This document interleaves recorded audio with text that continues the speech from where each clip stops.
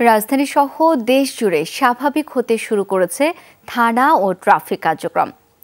এই বিষয়ে আরো জানবো, যোগ দিচ্ছেন সহকর্মী ফয়সাল মাহমুদ।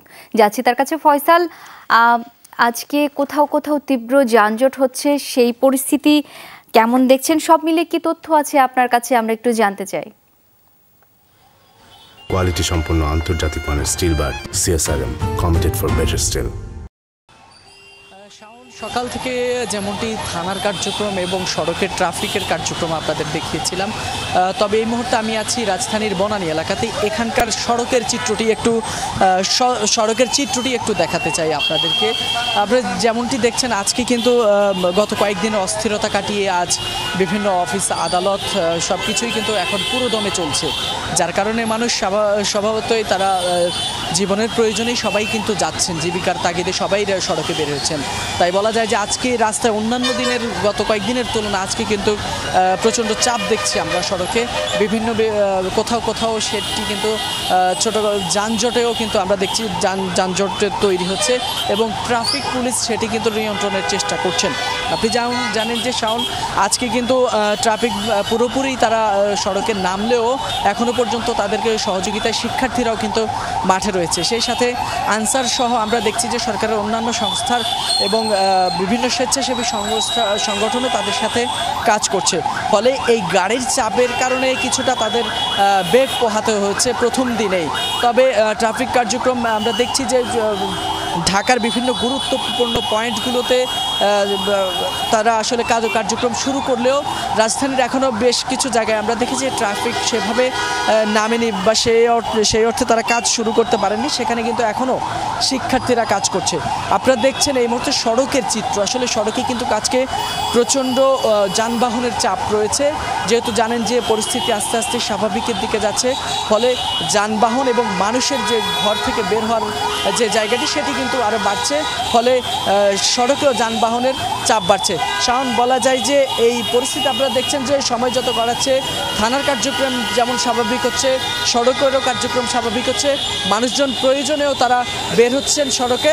ফলে বলা যায় যে সড়কের অবস্থা কিন্তু এই যানবাহনের পরিস্থিতিও কিন্তু আমরা দেখছি যে বাড়ছে।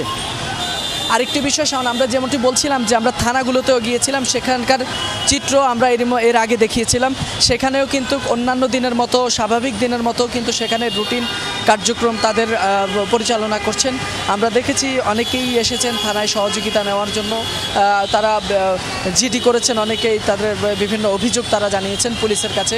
আমরা তেজগাঁও থানায় গিয়েছিলাম, সেখানকার চিত্র আমরা দেখেছি। বলা যায় যে থানার কার্যক্রমও স্বাভাবিকের দিকেই যাচ্ছে।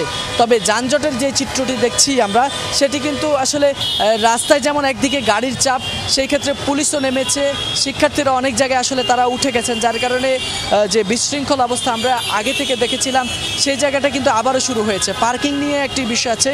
আপনারা জানেন যে রাজধানীতে বিক্ষিপ্ত পার্কিংয়ের কারণে অনেক সময় যানজটের তৈরি হয়।